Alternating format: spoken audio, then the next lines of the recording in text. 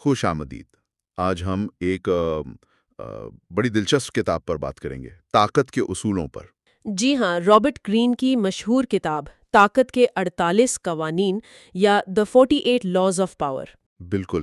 تو آج ہم اس کتاب سے طاقت حاصل کرنے اور اسے برقرار رکھنے کے کچھ اصولوں پر ایک گہری گفتگو کرنے والے ہیں۔ اور یہ سمجھنا آج کل بہت اہم ہو سکتا ہے نا، ہمارے ارد گرد جو طاقت کی حرکیات ہیں، دفتر ہو یا سماجی زندگی، صحیح۔ ان کو سمجھنے میں یہ کتاب مدد دیتی ہے۔ آج ہم پہلے 8 قوانین کا تفصیلی جائزہ لیں گے۔ اچھا، اور یہ بھی واضح کر دیں کہ یہ گفتگو کوئی لفظ بلفظ ترجمہ نہیں ہے کتاب کا۔ نہیں، بالکل نہیں۔ ہاں، تو ممکن ہے کہ کوئی کمی بیشی رہ جائے یا کوئی غلطی ہو۔ ہمارا مقصد تو بس معلوماتی ہے، تاکہ سننے والے ان خیالات کو سمجھیں اور ان پر غور کر سکیں۔ یقیناً ہم بنیادی نکات، مثالیں اور جو وضاحتیں گرین نے دی ہیں ان پر بات کریں گے، اور ساتھ ہی ان کی اخلاقی جہتوں پر بھی سوچنے کی ہم ترغیب دیں گے۔ کیونکہ یہ حکمت عملیاں طاقتور تو ہیں، اپنے آقا سے کبھی آگے نہ بڑھیں۔ یہ تھوڑا عجیب نہیں لگتا سننے میں؟ مطلب اپنی قابلیت نہ دکھائیں۔ ہاں، پہلی نظر میں تو یہی لگتا ہے کہ اپنی صلاحیتوں کو چھپائیں، لیکن اصل میں اس کے پیچھے گہری نفسیات ہے۔ اچھا؟ دیکھیں، گرین کہتا ہے کہ جو لوگ اقتدار میں ہوتے ہیں نا، جی، وہ اپنی برتری کا احساس، اپنا کنٹرول وہ قائم رکھنا چاہتے ہیں۔ ٹھیک۔ تو اگر آپ بہت زیادہ اپنی قابلیت دکھائیں گے، اپنی کامیابیاں جتائیں گے، تو انہیں غیر محفوظ محسوس ہو سکتا ہے۔ کہیں میری جگہ نہ لے لیں؟ بالکل، انہیں خوف محسوس ہو سکتا ہے یا وہ آپ کو خطرہ سمجھنے لگتے ہیں۔ اس کی وہ مثال مشہور ہے نا، لوئس چہردہم کے وزیر خزانہ کی، نکولس فوکے۔ جی، نکولس فوکے کی۔ اس نے بادشاہ کے اعزاز میں ایک ایسی شاندار پارٹی دی، اتنی مہنگی اور عالیشان کہ بادشاہ کو لگا یہ مجھ سے بھی زیادہ امیر ہو گیا ہے۔ ہاں، اور شاید زیادہ طاقتور بھی۔ تو نتیجہ کیا ہوا؟ فوکے جیل میں اور اس کا کیریئر ختم۔ اوفو۔ اس کے بالکل برعکس گیلیلیو کی مثال دیکھیں۔ اس نے کتنی ذہانت سے کام لیا۔ کیسے؟ جب اس نے مشتری کے چاند دریافت کیے تو اس نے یہ نہیں کہا کہ یہ میری دریافت ہے۔ اچھا، تو کیا کیا؟ اس نے ان چاندوں کا نام میڈیچی ستارے رکھا، اپنے سرپرست میڈیچی خاندان کے نام پر۔ واہ، یعنی اپنی کامیابی کا کریڈٹ اپنے آقا کو دے دیا؟ ایک طرح سے ہاں، اس نے اپنی کامیابی کو اپنے آقا کے شان بڑھانے کے لیے استعمال کیا۔ نتیجہ، پوزیشن بھی محفوظ اور مزید سرپرستی بھی ملی۔ تو مطلب یہ ہوا کہ اپنی قابلیت دکھانے میں احتیاط کرنی چاہیے، یہ سمجھنا کہ کب آگے بڑھنا ہے اور کب پیچھے رہنا ہے۔ بالکل، یہ ایک توازن کا کھیل ہے۔ مقصد نااہل نظر آنا نہیں، صحیح۔ بلکہ یہ کہ آپ کی قابلیت آپ کے اوپر والوں کے لیے خطرہ نہ بن جائے۔ کریڈٹ شیئر کریں یا انہیں محسوس کرائیں کہ آپ کی کامیابی ان کی وجہ سے ہے۔ سمجھ گیا۔ چلیں قانون نمبر 2 پر آتے ہیں۔ دوستوں پر زیادہ بھروسہ نہ کریں، دشمنوں کو استعمال کرنا سیکھیں۔ یہ تو پہلے والے سے بھی زیادہ سخت ہے۔ ہاں، جی ہاں، یہ واقعی چونکا دینے والا اصول ہے۔ دوستوں پر بھروسہ نہ کریں۔ گرین کہتا ہے کہ دوستی اکثر جذبات پر مبنی ہوتی ہے۔ حسد، شکر گزاری، رکاوٹ، یہ سب آ جاتا ہے۔ اچھا۔ قریبی دوست آپ کی کامیابی سے جلدی جل سکتے ہیں، حسد کر سکتے ہیں، یا چونکہ وہ آپ کی کمزوریاں جانتے ہیں تو وہ نقصان بھی پہنچا سکتے ہیں۔ بالکل۔ اس کی مثال وہ بازنطینی شہنشاہ مائیکل سویم اور اس کے دوست بیسیلیس کی ہے۔ ہاں سنا ہے، وہ تو اسٹبل کا نگران تھا شاید۔ جی، معمولی حیثیت سے اٹھ کر وہ مائیکل کا سب سے قریبی دوست، مشیر اور شریک حکمران بن گیا۔ مائیکل نے اس پر اندھا اعتماد کیا، اور پھر اسی بیسیلیس نے مائیکل کو قتل کروا دیا اور خود تخت پر بیٹھ گیا۔ دوستی جان لیوا ثابت ہوئی۔ اوہو خدایا۔ دوسری طرف گرین کا کہنا ہے کہ ایک سابقہ دشمن جسے آپ نے ہرایا ہو یا اپنے ساتھ ملا لیا ہو، وہ زیادہ وفادار ہو سکتا ہے۔ وہ کیوں؟ کیونکہ اس کے پاس ثابت کرنے کو بہت کچھ ہوتا ہے۔ وہ آپ سے ڈرتا بھی ہے، مروب بھی ہوتا ہے، اسے آپ کی توقعات پر پورا اترنا ہوتا ہے، اور اس کے ساتھ وہ حسد والی پرانی تاریخ نہیں ہوتی جو دوستوں کے ساتھ ہو سکتی ہے۔ یعنی دشمن ہونا برا نہیں؟ یہ قانون تو یہی کہتا ہے کہ مخالفین کا ہونا آپ کو الرٹ رکھتا ہے، آپ کی حکمت عملی بہتر ہوتی ہے۔ گرین تو یہاں تک کہتا ہے کہ اگر دشمن نہیں ہے تو بنانے کا طریقہ ڈھونڈیں۔ کیا واقعی؟ جان بوجھ کر دشمن بنائیں؟ یہ تو بہت منفی سوچ ہے۔ دیکھیں گرین کا نقطہ نظر طاقت کے کھیل کا ہے۔ وہ کہتا ہے انسانی فطرت کے تاریک پہلوؤں کو سمجھیں۔ دشمن بنانے کا شاید یہ مطلب نہیں کہ لڑتے پھریں، تو پھر بلکہ یہ کہ مخالفت سے گھبرائے نہیں، چیلنجز کو قبول کریں اور ضرورت پڑنے پر انہیں اپنے فائدے کے لیے استعمال کریں۔ یہ تعلقات کو فائدے کی نظر سے دیکھتا ہے۔ ٹھیک ہے۔ اب تیسرا قانون، اپنے ارادے چھپائیں۔ یہ تو مجھے کسی جاسوسی فلم کی یاد دلا رہا ہے۔ ہاں، کچھ ویسا ہی ہے۔ بنیادی نقطہ یہ ہے کہ اگر لوگوں کو پتہ ہی نہ ہو کہ آپ کرنا کیا چاہتے ہیں تو وہ تیاری کیسے کریں گے؟ بالکل، وہ آپ کے خلاف دفاع نہیں بنا سکتے۔ غیر یقینی صورتحال انہیں کمزور کرتی ہے۔ تو گرین کہتا ہے لوگوں کو الجھائے رکھیں، غلط راستے پر ڈالیں، مبہم اشارے دیں۔ اور وہ دھوئیں کا پردہ والی بات، وہ کیا ہے؟ اسموک سکرین، یعنی ایک ظاہری چیز دکھانا جو اکثر بے ضرر یا عام سی لگتی ہے، اچھا، تاکہ آپ کا اصل منصوبہ جو آپ چھپانا چاہتے ہیں وہ چھپا رہے۔ لوگ اس ظاہری چیز میں الجھے رہتے ہیں اور آپ اپنا کام کر جاتے ہیں۔ اس کی کوئی مثال ہے؟ اوٹو ون بسمارک کی بہت مشہور ہے۔ 1850 کی دہائی میں پروشیا اور آسٹریا میں کشیدگی تھی، جنگ کا خطرہ تھا۔ ٹھیک۔ بسمارک خود جرمن اتحاد چاہتا تھا اور جانتا تھا جنگ کرنی پڑے گی، لیکن اس نے پارلیمنٹ میں تقریر کی جنگ کے خلاف، آسٹریا کی تعریف کی، اس سے بہت متاثر ہوا، اور پھر اسے اہم عہدے ملے، اور جب وہ کافی طاقتور ہو گیا تو اس نے وہی جنگ لڑی اور جیتی جس کی اس نے مخالفت کی تھی۔ واہ، یہ تو واقعی شطرنج کی چال ہے۔ مطلب لوگوں کو پتہ ہی نہ چلے آپ اگلا قدم کیا اٹھائیں گے۔ بالکل، اور وہ یلو کڈ ویلی والی مثال بھی ہے۔ وہ کون آرٹسٹ، اس نے ایک بندے کو جائیداد کے سودے کا جھانسا دیا، جبکہ اصل مقصد کچھ اور تھا۔ ہاں، اصل مقصد ایک جعلی باکسنگ میچ پر شرط لگوا کر پیسے بٹورنا تھا۔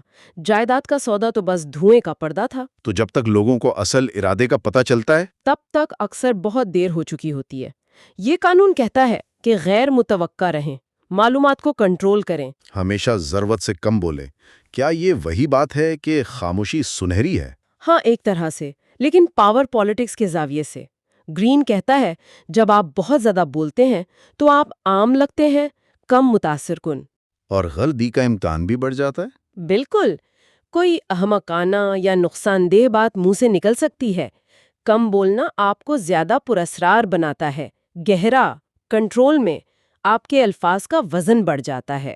اس کی مثال بھی لوئی چاردہم کی دی جاتی ہے۔ جی، کہتے ہیں اس کے وزیر گھنٹوں بحث کرتے لیکن بادشاہ زیادہ تر خاموشی سے سنتا تھا، اور جواب مختصر دیتا تھا۔ ہاں، بس کہہ دیا میں دیکھوں گا۔ اب اس کا کیا مطلب ہے؟ لوگ سوچتے رہتے تھے، یہ غیر یقینی کیفیت ہی اس کی طاقت تھی۔ اچھا، خاموشی لوگوں کو بے چین کرتی ہے، وہ خالی جگہوں کو خود بھرنے کی کوشش کرتے ہیں، اپنے خدشات سے، اپنے اندازوں سے۔ جب آپ کم بولتے ہیں، لوگ ہر لفظ پر زیادہ دھیان دیتے ہیں۔ لیکن کیا ہمیشہ کم بولنا ٹھیک ہے؟ کبھی تو وضاحت کرنی پڑتی ہے نا، قائل کرنا پڑتا ہے۔ یقیناً ہر صورتحال مختلف ہے۔ گرین کا نقطہ یہ ہے کہ خاص طور پر طاقت کے کھیل میں جب آپ اپنی پوزیشن بنا رہے ہوں یا دوسروں پر اثر ڈالنا ہو تو الفاظ کا کم اور نپا تلا استعمال زیادہ مؤثر ہو سکتا ہے۔ یہ تاثر دینا کہ آپ سب کچھ نہیں بتا رہے۔ ہاں، کچھ ایسا ہی۔ ٹھیک ہے۔ اب قانون نمبر 5، ساخت پر بہت کچھ منحصر ہے، جان کی طرح اس کی حفاظت کریں۔ یہ تو سیدھا سادہ لگتا ہے۔ سیدھا ہے لیکن بہت اہم۔ گرین کہتا ہے ساخت آپ کی طاقت کا سب سے قیمتی اثاثہ ہے۔ یعنی آپ کی ریپوٹیشن۔ جی، آپ کی ریپوٹیشن۔ ایک مضبوط ساخت آپ کے لیے پہلے ہی جنگ جیت سکتی ہے، عزت دلا سکتی ہے، دشمنوں کو ڈرا سکتی ہے۔ اور اگر ساخت خراب ہو جائے تو آپ بہت کمزور ہو جاتے ہیں، چاہے آپ کے پاس کتنے ہی وسائل کیوں نہ ہوں۔ اس کی وہ چینی جنرل والی مثال بڑی زبردست ہے، زhuge liang کی سوتا ہوا ڈریگن۔ ہاں، کمال کی مثال ہے۔ وہ ایک چھوٹے شہر میں تھے، مٹھی بھر سپاہی تھے اور دشمن کی بہت بڑی فوج نے گھیرا ڈال لیا۔ شکست تو یقینی تھی۔ لگ تو یہی رہا تھا، لیکن لیانگ نے کیا کیا؟ شہر کے دروازے کھول دیے۔ کیا؟ جی، اور خود شہر کی دیوار پر چڑھ کر اطمینان سے ستار بجانا شروع کر دیا۔ اور دشمن جنرل سیما یی ہوا تھا کہ اسے لگا یہ کوئی چال ہے۔ بالکل، اسے یقین تھا یہ کوئی جال ہے۔ اس نے خطرہ مول لینے کے بجائے فوج کو پیچھے ہٹنے کا حکم دے دیا۔ کمال، بغیر لڑے جیت گئے، صرف ساخت کی وجہ سے۔ جی ہاں، اس سے پتہ چلتا ہے ساخت بنانا اور پھر اسے بچانا کتنا ضروری ہے۔ اور گرین یہ بھی کہتا ہے کہ جب ساخت بن جائے تو چھوٹے موٹے حملوں پر پریشان نہ ہوں، وقار قائم رکھیں۔ صحیح، اور یہ بھی کہ دوسروں کی ساخت پر حملہ کرنا بھی ایک ہتھیار ہو سکتا ہے، لیکن اسے احتیاط سے استعمال کرنا چاہیے۔ اگر آپ کو یہ گفتگو معلوماتی لگ رہی ہے تو ہماری اس کوشش کو سراہنے کے لیے اس سیشن کو لائک ضرور کریں اور ہمارے چینل کو بھی سبسکرائب کریں۔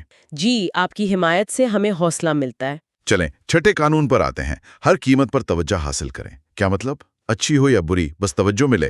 گرین کے مطابق طاقت کے کھیل میں وہ کہتا ہے نظر انداز ہونا موت کے برابر ہے۔ ہر چیز کا فیصلہ ظاہری شکل سے ہوتا ہے، جو نظر نہیں آتا اس کی کوئی اہمیت نہیں۔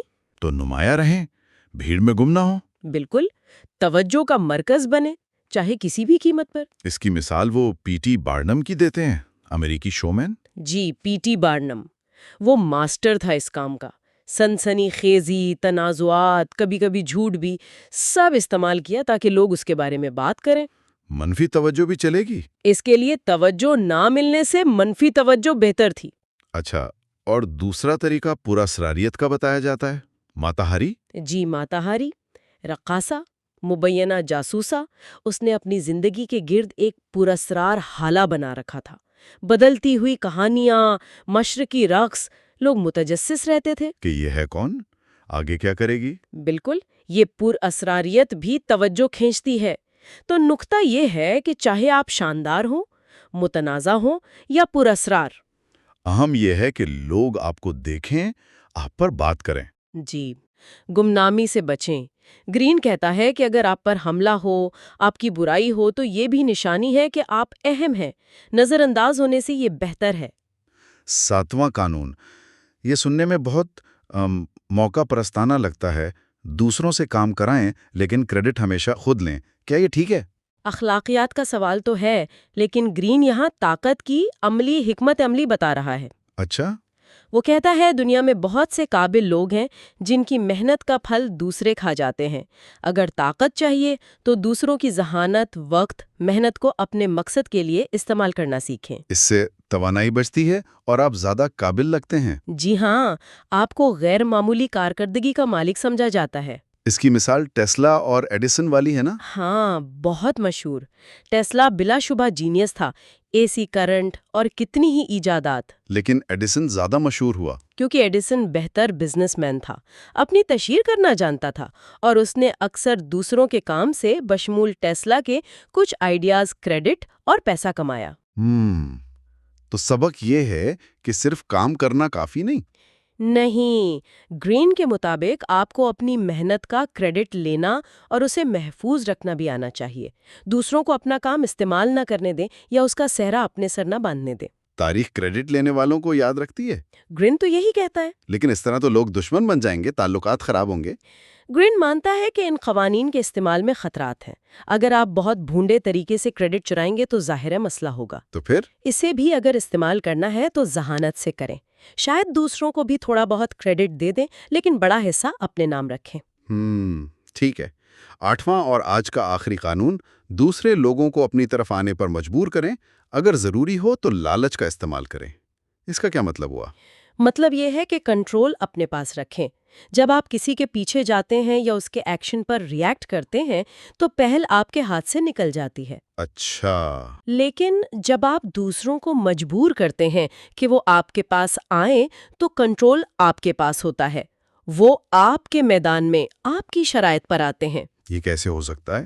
گرین کہتا ہے لالچ دے کر، کسی فائدے کا لالچ دکھا کر انہیں اپنی طرف کھینچیں۔ اور جب وہ لالچ میں آ جائیں تو وہ اکثر اپنے منصوبے، اپنی دفاعی حکمت عملی بھول جاتے ہیں، وہ آپ کے جال میں پھنس جاتے ہیں۔ اس کی مثال وہ نیپولین اور ٹیلرینڈ والی؟ جی بالکل۔ جب نیپولین کو ایلبا میں جلاوطن کیا گیا تو اس کے سابق وزیر ٹیلرینڈ نے اسے اشارے دیے حوصلہ افزائی کی کہ وہ فرانس واپس آئے۔ جانتے بوجھتے ہوئے کہ واپسی خطرناک ہوگی؟ ہاں، ٹیلرینڈ جانتا تھا کہ یورپین طاقتیں اسے قبول نہیں کریں گی، فرانس تیار نہیں، لیکن نیپولین اقتدار کی لالچ میں آ گیا اور واپس آیا اور واٹرلو میں ہار گیا۔ بالکل، ٹیلرینڈ نے اسے اپنی طرف آنے پر مجبور کیا اور اس کے زوال کا راستہ بنایا۔ تو یہ قانون صبر کا تقاضا کرتا ہے، بجائے پہل کرنے کے دوسروں کو اپنی طرف کھینچنا۔ کی طرف آئے اور آپ تیار بیٹھے ہوں، وہ سمجھتے ہیں وہ کنٹرول میں ہے، لیکن اصل میں وہ آپ کی چال میں پھنس رہے ہوتے ہیں۔